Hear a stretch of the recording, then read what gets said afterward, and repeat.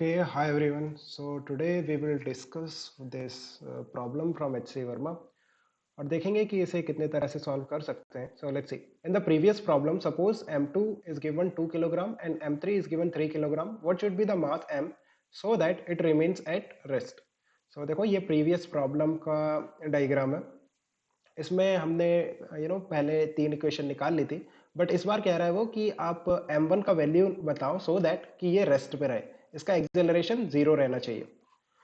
तो इस बार उसने क्या किया है कि m1 का एक्सेलरेशन दे रखा है 0, मीन्स ये मूव नहीं करेगा. अगर ये ब्लॉक मूव नहीं करता है m1 तो इसका मतलब पुली भी मूव नहीं करेगी, पुली भी एक्सेलरेशन 0 होगा इसका. इसका मतलब ये भी रेस्ट में रहेगी, और अगर ये रेस्ट में रहेगी सो ये प्रॉब्लम काफी सिंपल हो गया. आप देखो अगर ये पुली रेस्ट में रहती है तो हमने मल्टीपल टाइम्स ऐसे प्रॉब्लम सॉल्व किए हैं जिसमें एक पुली है जो कि रेस्ट में है या फिर सीलिंग से आपने कनेक्ट कर रखा है, और इसमें दो ब्लॉक्स हैं M1 और M2. So you can easily find out the acceleration and the tension, right. हम इसमें काफी बार कर चुके हैं तो ये जनरली याद भी रहता है कि एक्सेलरेशन क्या आता है इस केस में. जैसे अगर आप मानो जैसे यहाँ पे M2 और M3 है तो फॉर द कन्वीनियंस हम M2 और M3 ही ले लेते हैं. तो अगर ये M2 ऊपर की तरफ जा रहा है विद एन एक्सेलरेशन a और M3 नीचे की तरफ आ रहा है with the same acceleration, so acceleration कैसे निकालते हैं. एक्सेलरेशन का वैल्यू होता है m3 minus m2 upon m3 plus m2 into G. इस तरह से एक्सेलरेशन आता है. और टेंशन कैसे आता है. टेंशन आता है अगर आपको याद है that's fine, otherwise you can calculate with the help of two equation two variable. So m1 2, जैसे m2 और m3 है तो 2m2 m3 divided by m2 plus m3 और यहाँ पे g. So this is the value of tension, right. So यहाँ पे भी सेम होगा. यहाँ पे आप देखो टेंशन कितना निकल के आएगा. ये एक बार आपको टेंशन आ गया सो यहाँ पे टेंशन कितना होगा. यहाँ पे टेंशन होगा 2t, क्योंकि ये मसलेस है अगेन. सो यहाँ पे अगर टेंशन t होता है, यहाँ पे टेंशन t होता है, तो यहाँ पे 2t होगा, जैसे हमने लास्ट प्रॉब्लम में डिस्कस किया था. इसका मतलब यहाँ पे भी टेंशन 2t होगा. Now you can draw the free body of the m1. देखो रेस्ट में है, ऊपर की तरफ 2t लग रहा है और नीचे की तरफ इसका वेट लगेगा m1 इंटू जी, और इसका एक्सेलरेशन 0 है. इसका मतलब नेट फोर्स 0 होगा. So 2t will be equal to m1 into G. So यहां से देखो आपको m1 का वैल्यू निकालना है तो m1 कितना आएगा 2t अपॉन जी, और t का वैल्यू हमने ऑलरेडी निकाल लिया है क्योंकि हमें m2 और m3 दिया होगा क्वेश्चन में. सो यहाँ देखो अगर मैं कहूँ t कितना आया, पहले t निकाल लेते हैं. 2 इंटू m2 2 दे रखा है और m3 3 दे रखा है. सो 2 प्लस 3 नीचे 5 हो जाएगा इंटू जी. सो कितना आ रहा है 12/5 जी, 12g/5 आ रहा है. और अगर मैं m1 की बात करूं तो m1 कैसे निकालोगे. m1 will be equal to 2 into T which is 12g/5 divided by G. So यहाँ से g से g कैंसिल हो गया. How much is this 12 into 2, that is 24/5 is the answer of m1. m1 का value कितना होगा 24/5. और कोई मेथड है इसका निकालने का.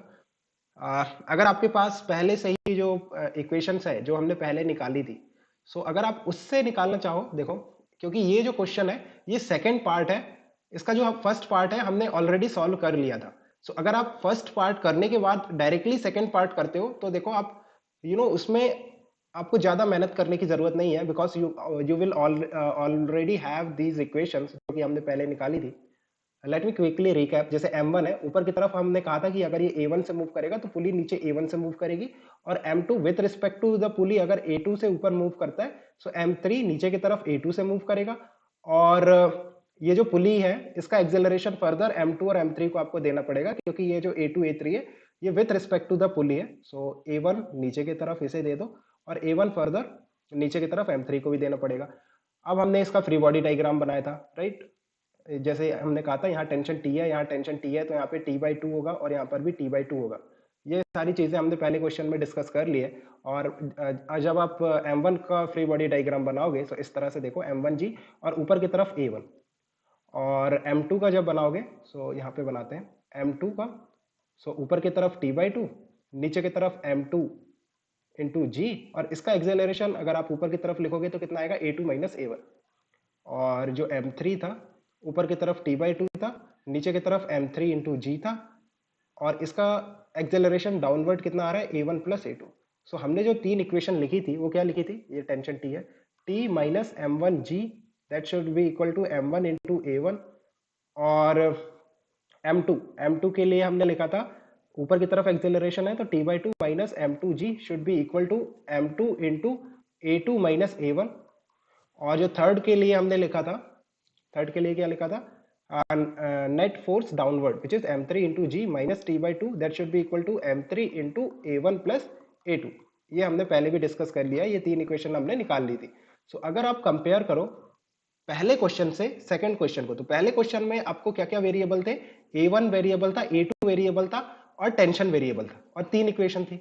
इस क्वेश्चन में आप देखो उसने क्या किया है, आपको a1 दे दिया है, a1 का वैल्यू 0 दे दिया है, इजंट इट।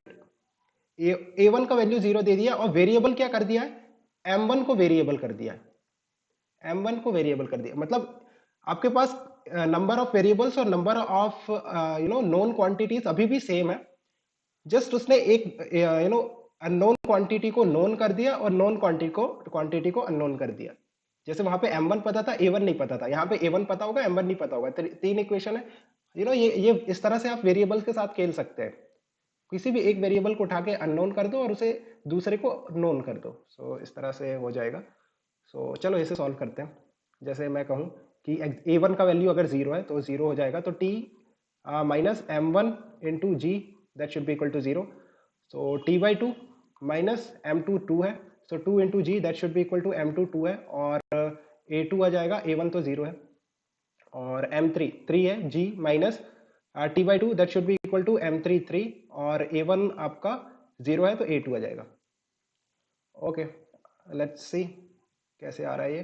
सो देखो आप यहाँ पे t वेरिएबल है और यहाँ पे देखो t इज इक्वल टू, थोड़ा इसे सॉल्व करते हैं। सो 4 times of a2 plus 4 times of g आ रहा है, और यहाँ से देखो t कितना निकल के आ रहा है, t आ रहा है 6 times of g minus 6 times of a2। यहाँ से मैंने निकाला है t। सो अब t को इक्वेट कर देते तो हमारे पास a2 आ जाएगा, राइट। सो t को अगर मैं इक्वेट करूं तो 4 times of a2 plus 4 times of g will be equal to 6 times of g minus 6 times of a2। तो यहाँ पे देखो a2 को एक तरफ ले जाएंगे तो 10 of a2 should be equal to twice of g, और a2 का वैल्यू आ रहा है g/5।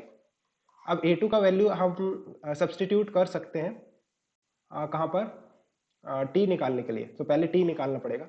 सो t देखो कितना आ रहा है, 4 times of a2 that is g/5 plus 4g। सो ये आ रहा है 2/5, नहीं ये कैंसिल नहीं हो रहा ना, तो 5 into 4 how much is this, 24g/5 आ रहा है। सो this is the value of tension. अब टेंशन का वैल्यू हमें पता है तो हम टेंशन से m1 निकाल सकते हैं। सो m1 कितना आएगा, m1 will be t/g। So m1 is coming out to be t is 24g/5, तो g कैंसिल हो जाएगा, 24/5 देखो सेम आंसर आ रहा है।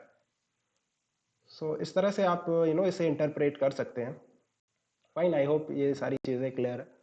If you have any confusion or want to discuss anything, then we can discuss in the Telegram group. Okay guys, keep working hard. Best of luck for your exams. Bye.